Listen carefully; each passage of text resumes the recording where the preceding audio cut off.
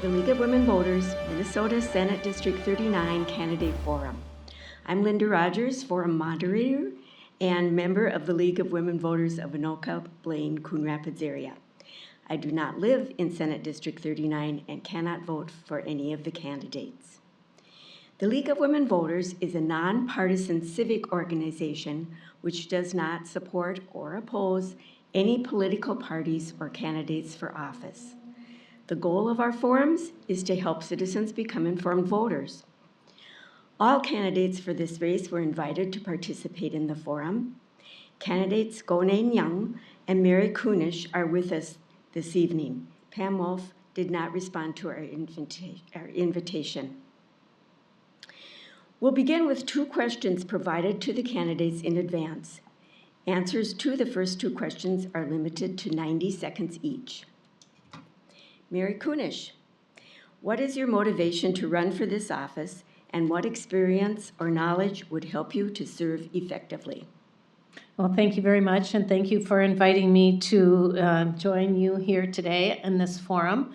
I'm State Senator Mary Kunish. I'm just finished my 6th year in the Minnesota Senate and had 4 years in the Minnesota House. That alone, I think, gives me some of the experience and understanding of the work that we have done over the last decade, but also the continued work that we have in front of us.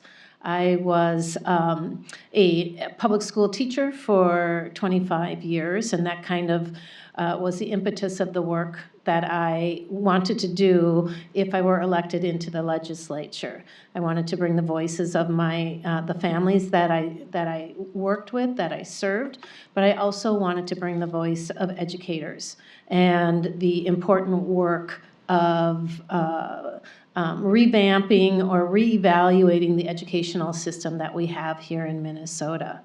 I am currently an assistant majority leader. I am the chair of Education Finance. I serve on the Agriculture, Veterans, and Broadband and Rural Development. I sit on the Environment, Climate, and Legacy Committee, and I'm a descendant of the Standing Rock Nation, which gives me a very unique perspective of our Indigenous people and the importance of addressing some of the historical issues that are connected to our Native communities. Thank you. Gonain Young, what is your motivation to run for this office, and what experience or knowledge would help you to serve effectively? I want to say thank you again for inviting me. My name is Ngonen Young. I am your Green Party candidate for Senate District 39, and I'm running because I care about my community, and I believe care requires action. To me, care is work. It's giving your time and energy, being persistent, and showing up until something gets done. As a millennial, I grew up believing that if you work hard, you get an education, and you build a career, you can create a stable life. But the economy has changed, and so has the path to stability for our generation. I've lived that reality myself, balancing marriage, work, motherhood, earning my degree in political science, and serving my community while working to build stability for my own family. And that commitment to community has translated into real work. I've created and led food initiatives serving hundreds of people weekly through partnerships with organizations like the Manna Market and Spring Lake Park and North Point Health and Wellness Center. I've connected people to employment and services, organized civic engagement efforts, as well as advocated at the Capitol. Through that work, I've learned how to listen to what people actually need and help them navigate systems, resources, and partnerships. That's the experience that I want to bring to the legislature. Listening to people, doing the work, and turning our communities into action. Thank you. Gonain Young, what are your goals for the future of Senate District 39? My goal is for District 39 to be a place where people can afford to live, raise their families, and build a future, not simply work harder to stay in the same place. That means addressing housing and property taxes, food and utility costs, and ensuring people have access to health care and real pathways to economic stability. I want to invest in our youth and recognize that success has many pathways: college, skilled trades, apprenticeship, entrepreneurship, and workforce training should all provide opportunities to build a stable life. I want our seniors to be able to age with dignity and remain connected in their communities. For people with disabilities, I want accessibility, independence, and choice built into the policies, not treated as an afterthought. I want our local businesses to thrive while protecting the resources every community depends on, especially our water, environment, and critical infrastructure. As our communities grow, that growth should strengthen the people already here. I want District 39 to be where healthcare and opportunity are accessible, our resources are protected, and families can afford not just to survive here, but to prosper. Thank you. Mary Kunish, what are your goals for the future of Senate District 39? Thank you again for inviting us here today. I would say I would like to continue some of the work that I haven't quite completed in my last 6 years in the Minnesota Senate. One of the big things that you're going to find on your ballot this fall is a constitutional amendment question. And it's a question that will not increase taxes. It will not make your property tax or any other taxes goes up, but it's an opportunity to update and refresh the way that we are able to create funding to our schools through the school trust lands and funds. So I hope that when you get to your ballot this fall, you circle yes for this constitutional amendment. Otherwise, if you leave it blank, or you say no, it counts as a no. But I also want to continue to do the things that I have been working on to make life more affordable. We have installed numerous consumer protections against corporate greed.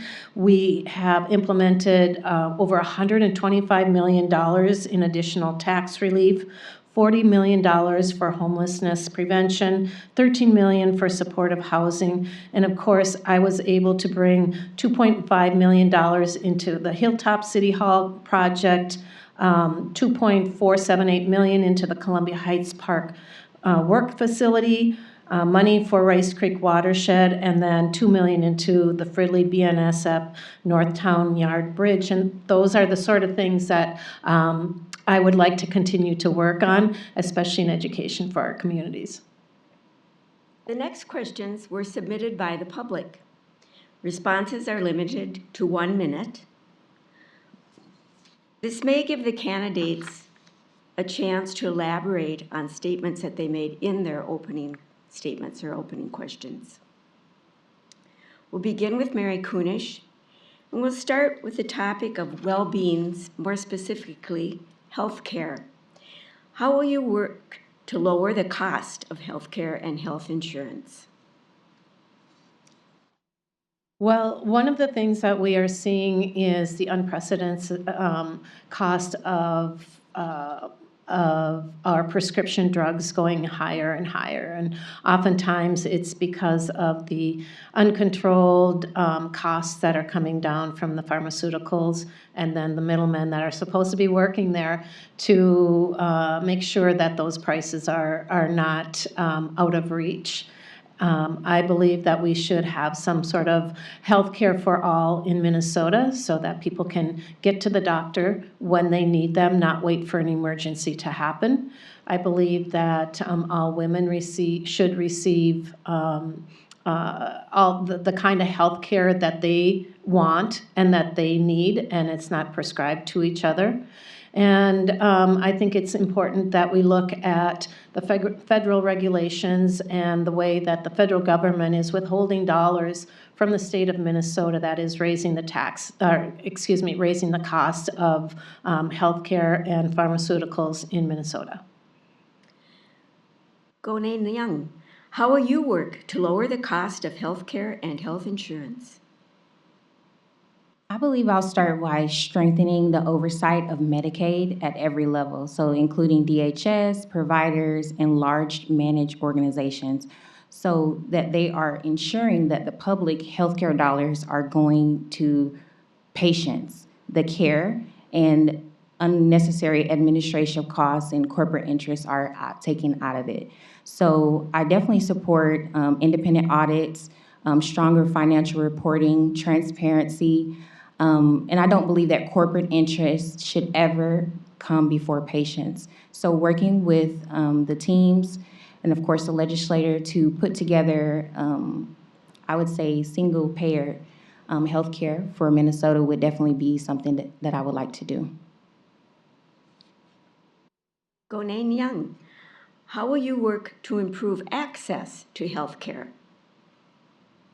I believe access starts with the person. It starts with the hospital. It starts with the provider. Being able to go to the doctor and receive care from someone who cares about you, who understands your position or your problem or even your diagnosis. Being able to go in there and feel at home with providers who care about your patients, care about their environment, and making sure that they're not, looking out for corporate interests. So I think that if we can keep patients first and going to the doctor and making sure that they feel comfortable opening up and being able to retrieve care from those facilities, I think that would open up access for many different people. Mary Kunish, how will you work to improve access to health care? Well, I think one of the biggest issues that we're having in Minnesota is the closing of so many of our hospitals. And as for-profit hospitals continue to spread across Minnesota, they are looking at their profit margin rather than their patient margin. We're seeing, especially across rural Minnesota, that many of the clinics, many of the hospitals are closing, which forces those community members to travel further and further. I mean, you think of a woman who's about ready to have a child and has to, pre-schedule an induction or a C-section because there's no doctor in her community. These are things that we need to look at to ensure that those services are available in the best way, in the most affordable way, as we look forward to having a healthcare system that meets the needs of all of our citizens. Healthcare is a part of community well-being, along with peacekeeping. Mary Kunish, in the wake of ICE turmoil, policing practices and emergency preparedness are of great concern to many. Is it the legislature's role to articulate how levels of police authority vary between city, county, and state? If not, whose role is it? That is a really hard question because at the legislature, we represent a wide breadth of every Minnesotan in Minnesota, and every community had a different kind of experience with the ICE invasion. We saw that here in Fridley. We saw that here in Columbia Heights. We were probably the two communities that were hit the hardest. And I believe that it is something that we all have to work on together at the municipal area level, at the city level, at the county level, at the legislative level. I know that there are a lot of communities that are looking at not allowing these cameras to be in their communities.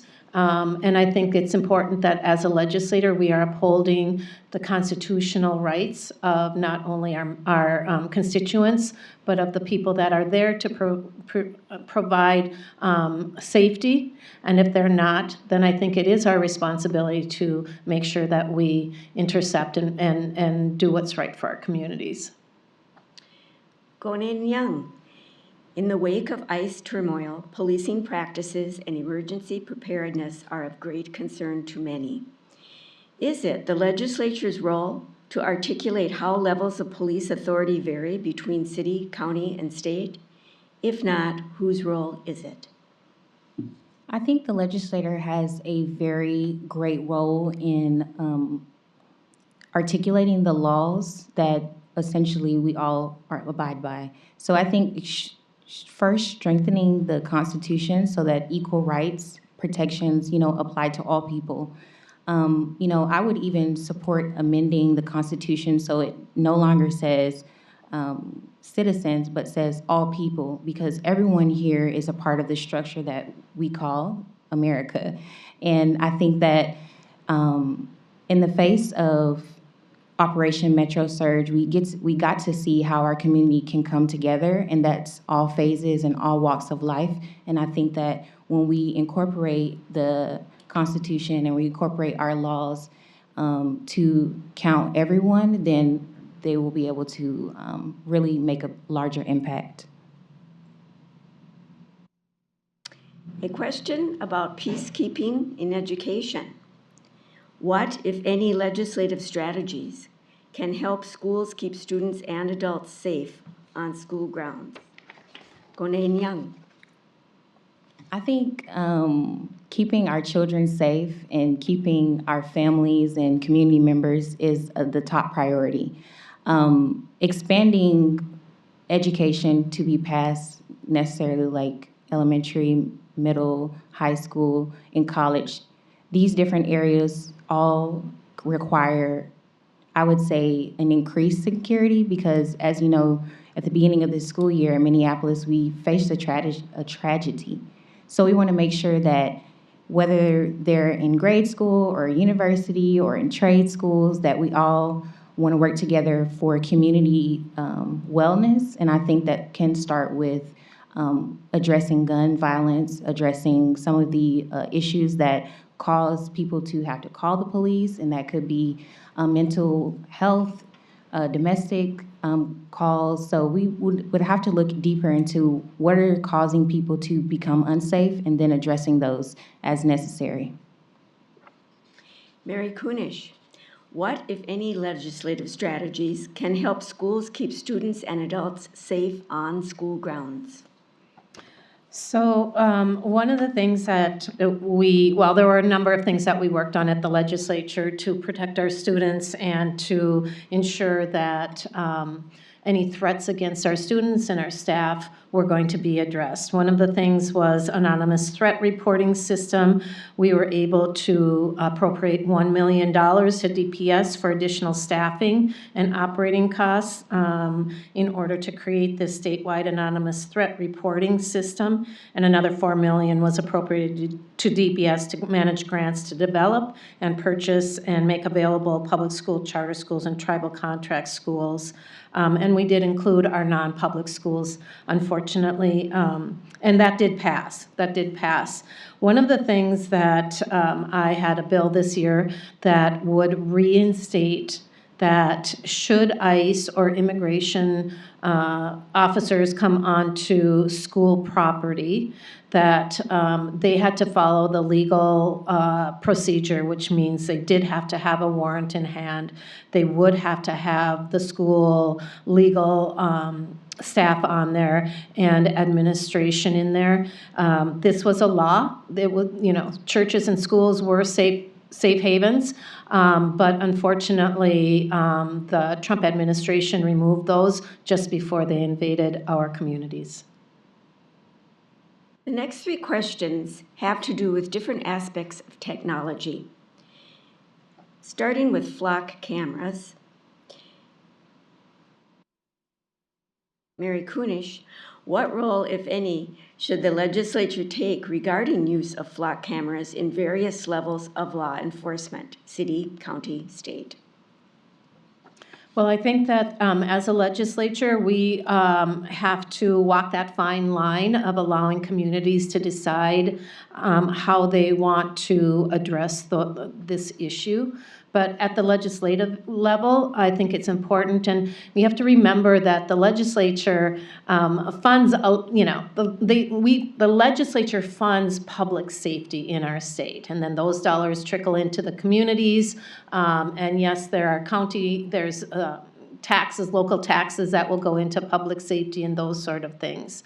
I think that it's important that we, again, uphold the privacy rights of our citizens that are in our Constitution.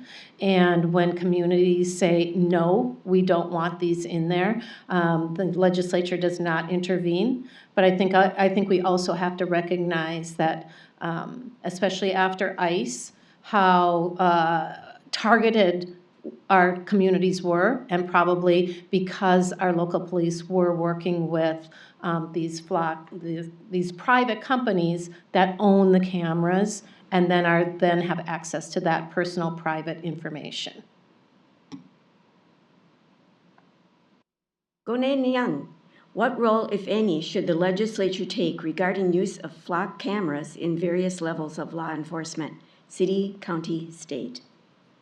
I think that the use of flock cameras should be definitely abolished because we can see based off the evidence from different states and counties, if you watch any of those council sessions where people come in and say, hey, I've been pulled over and I have a ticket in another state, they're unreliable. They're unreliable for police force, they're unreliable for our personal data, and I think that we need to remove that, and we can find a private company that's US-based that can handle our private data, and then we can have a larger control and understanding of what they're going to do with the data, because we know that the surveillance state is something that people discuss, but the details are unknown to a lot of people. So protect our data and protect our people is definitely removal of all flock cameras. Data centers are in the news. Are there concerns regarding data centers that can or should be addressed by the state legislature? Gonen Young. I support a moratorium on new hyperscale data centers while Minnesota fully evaluates the long-term impacts. In fact, legislation was introduced in 2026 proposing a statewide pause while the Police Utilities Commission studied issues including water, energy, employment, tax revenue, environmental impacts, and ratepayer costs. Before approving projects of this scale, we should know the water demand, the grid impact, and actual permanent jobs created. If we're going to have infrastructure costs, and what happens if an industry eventually leaves. I support technology when it improves people's lives, not when growth comes at the expense of people, our environment, or the resources our community depends on. Innovation should serve the public, not leave communities carrying the long-term cost of corporate expansion. Mary Kunish, are there concerns regarding data centers that can or should be addressed by the state legislature?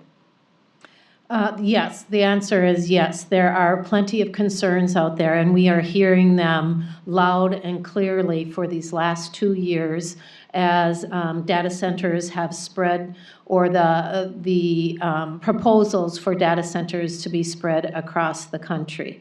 When we look at existing data centers, the issues that have arisen, especially when we're looking at like Farmington or Pine Island or up north, the extraordinary use of water and then the pollutant water that would come out of it is a grave concern for many, as we are in so many drought years now. The fact that these buildings have a constant hum that actually really annoys people. The fact that these data centers are driving down property taxes or property values, not taxes. But then a lot of those costs and a lot of those things are being passed on to the public. And we're hearing loud and clear at the legislature that there is a big issue until we get some regulations going around data centers. And moving on to artificial intelligence. Mary Kunish, are there concerns regarding artificial intelligence that can or should be addressed by the state legislature? Well, once again, we are hearing quite a bit of concern. Most of it is a sort of confusion or unsureness of how AI is working within our school system. I was a library media specialist for 20 years and taught technology skills, and one of those is the ethical use of information and resources. I think it's important that we bring back library media specialists into our school as a source to prepare our students to be respectful and responsive to AI, but where there's also a grave concern around artificial intelligence taking jobs from workers in our communities, lack of consistent information, and the kind of information that we can all take for real. And so, yeah, we're hearing a lot about that at the legislature as well, and we have had a number of pieces of legislation to address that. Gonen Young, are there concerns regarding artificial intelligence that can or should be addressed by the state legislature? Absolutely. I support AI where it serves people, but I believe Minnesota needs clear humanhood protections. AI should not be able to impersonate a real person without consent or create sexually explicit deepfakes or AI pornography using someone's identity or intentionally trying to deceive people believing that an AI system is a human. I want clear disclosure when people are interacting with AI. We shouldn't design systems to manipulate vulnerable people by falsely presenting themselves as having human emotions, consciousness, relationships, or feelings. Technology can be useful without blurring the line between a tool and a person. As AI advances, Minnesota and the legislature should protect identities, likeness, privacy, consent, and the fundamental distinction between human beings and machines. Moving from the artificial to the natural, Gonen Young, considering the many issues of clean air, water, and soil, which do you consider to be the most critical, and how would you address them? As an eco-socialist, I believe that the environment is just as important as the beings as us being here. We all are cooperative in one planet Earth, and I believe that, honestly, environmental justice and protecting water through preventative infrastructure investment and stronger accountability for contamination can leave communities, managing environmental and financial consequences for generations. We take Fridley, for example. In Fridley, we're already investing in replacing aging water mains and rehabilitating sewer infrastructure, but environmental justice also means think about where we're putting that water and who pays when things go wrong. The Army and Ammunition Plant, in 1981, they contaminated the New Brighton's water, which also, in context, Fridley's water. So what I would like to say is at the Capitol, I want stronger pollution prevention, polluter accountability, and long-term water infrastructure investment so that costs are not eventually passed down to the residents. Mary Kunish, considering the many issues of clean air, soil, and water, which do you consider to be the most critical, and how would you address them? Well, I don't think we can really differentiate between air, soil, and water because every single one of those interacts with each other and has compounded issues. As we just heard, in our community, we have had issues with polluted lands, which then caused polluted runoff that went into our water. And of course, the air pollution that we have around us, which is, kind of another issue that we see across the state when we are not taking care of our forests and we are not able to control burning forests because of lack of federal dollars that have been withdrawn as well. But I think it's really important that we take all of those into consideration.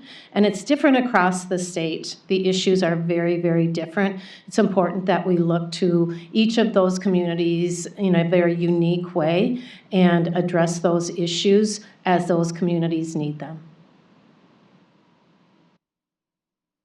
Mary Kunish, ice and wildfires have hit Minnesota's small businesses hard.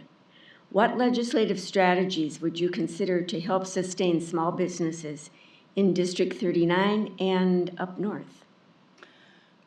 Those two things have had disastrous effect in our communities. When I think back this past January, February, March, at the businesses that were so affected by the ICE invasion, they were closed. Their employees were harassed. They were taken unnecessarily and illegally.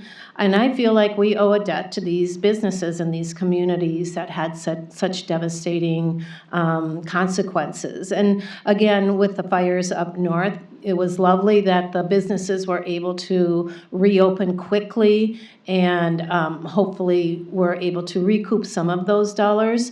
But I think part of our responsibility as a legislature is to look at the economic situations and devastations that are unique to communities. And I actually do have a bill for next year, should we have some additional dollars that would go to helping some of these small businesses that either had significant losses or had to close or had some expenses that prevented them from the kind of income they might have had without those disastrous situations. Gonen Young, ice and wildfires have hit Minnesota's small businesses hard.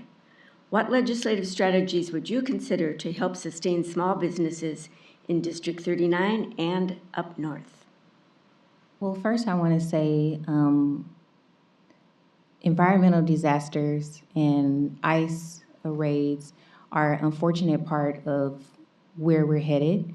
I would say the first thing that I would like to address would be bringing business to the corridor of Central Avenue. I think here in Fridley, we experience a lot with ICE, and I think that because Fridley only has 5% commercial properties, I think that bringing people to that area and booming with business, I think those small businesses would, benefit from tax infrastructure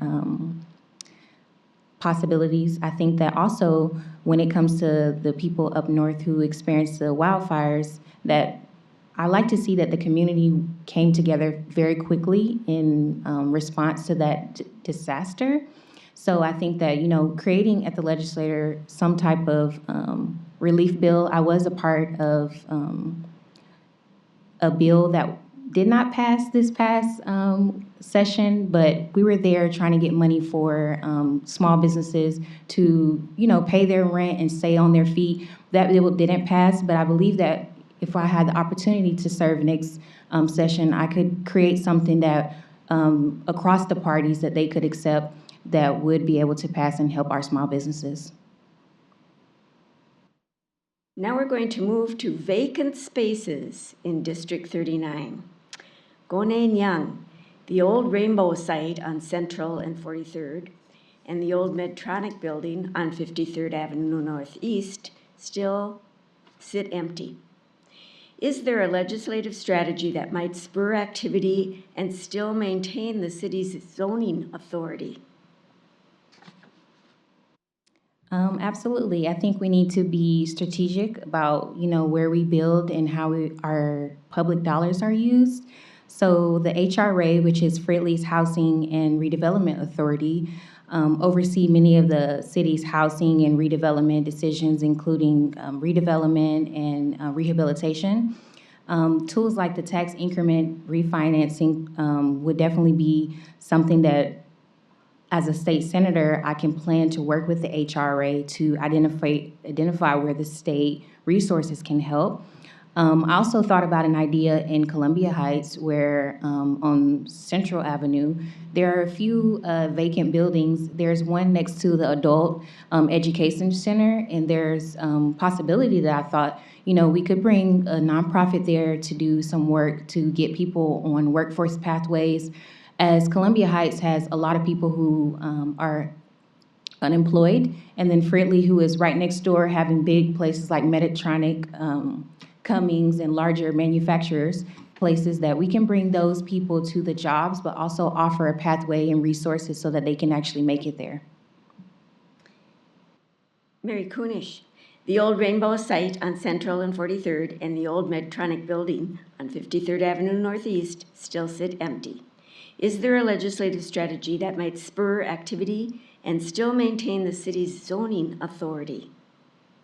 Yep, we have different grants and different funding for housing as we look at the issue around the lack of housing opportunities across our state and especially in the metro area.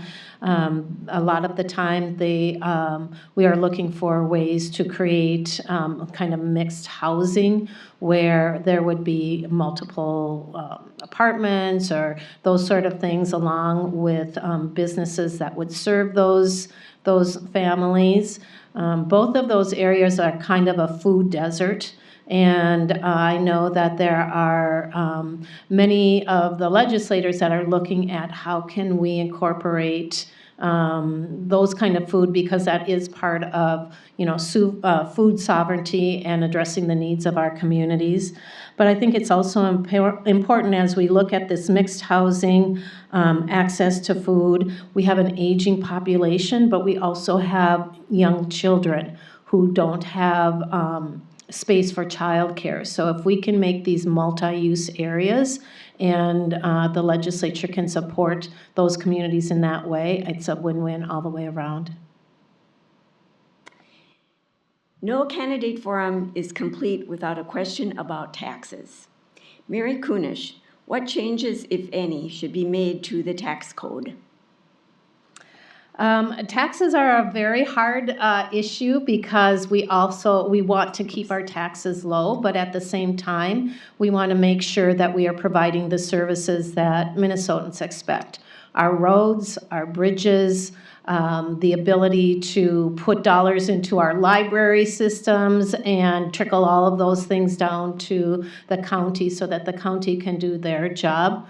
I believe we need a fair and balanced tax system in Minnesota. We just recently implemented a child tax credit, which is going to make a huge difference for families across the board. And when we look at what is often a controversial issue, Social Security, right now 80% of our retired people don't pay Social Security taxes, and that it's up to those that are making huge incomes that are paying Social Security. And so we can look forward to other ways that we can tweak our tax system that are going to help our families and our communities in the best, and I'm very happy to look at those. Gonen Young, what changes, if any, should be made to the tax code? I think property taxes are a real affordability concern. I've talked to people doing door knocking, and people are just telling me different stories of how property tax is almost keeping them, about to get out of their homes because property tax is rising. For example, here in Columbia Heights, residents are facing an estimated 8.2 average city property tax increase for 2026. During the budget discussion, a council member noted that only about 5% of the city's property base is commercial. So that leaves the homeowners carrying more of the burden. So Minnesota's fiscal disparities program helps by sharing commercial and industrial tax base, across the metro. But we also need to strengthen the local base. That means attracting businesses, redeveloping underused commercial property, and making sure projects like Central Avenue redesign support business growth. If we grow the commercial tax base, we can bring in more revenue and reduce how heavily the future cities' costs fall on homeowners. It's time for closing statements. Each candidate will have 1 minute. Gonen Young. I'm an eco-socialist because I believe our economy should serve people while protecting the planet we depend on. That means something very practical to me. Families should be able to afford groceries, put gas in their cars, and pay their bills, and still have something left at the end of the month. It means protecting our water and our natural resources instead of sacrificing them for corporate profit. I also believe deeply in nonviolence. I want to see an end to our involvement in foreign wars and the use of our tax dollars to contribute to violence and destruction, including what we're seeing in Gaza.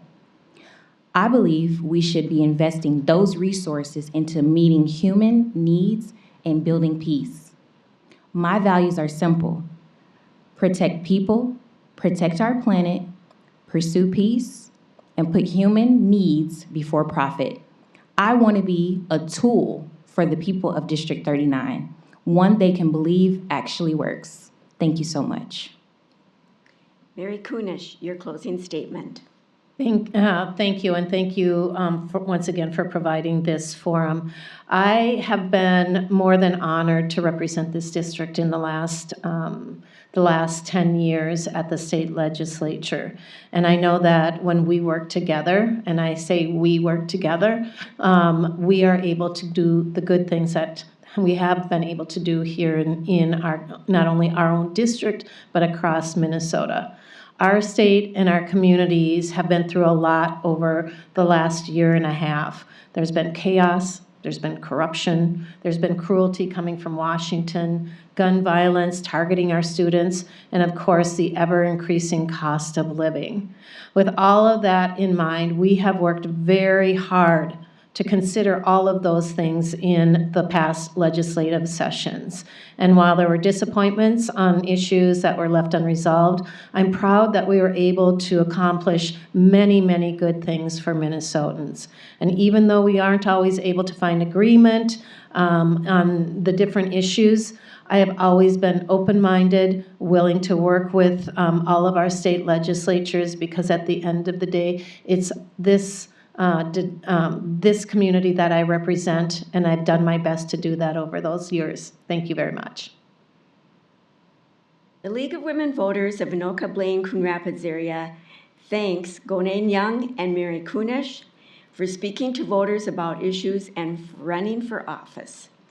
Thank you to everyone who submitted questions, and to North Metro Cable staff for producing the video of this forum. If you're interested in watching more candidate forum videos or in learning more about the League of Women Voters, visit our website, lwvabcmn.org. We encourage you to share links to entire candidate forum videos, but sharing excerpts or clips is prohibited. Information about absentee voting in person and by mail can be found on the Secretary of State's website, mnvotes.gov. Other election information, including voter registration, can also be found on mnvotes.gov and at Vote411. Your vote is your voice. Make your voice heard by voting in the general election on November 3rd.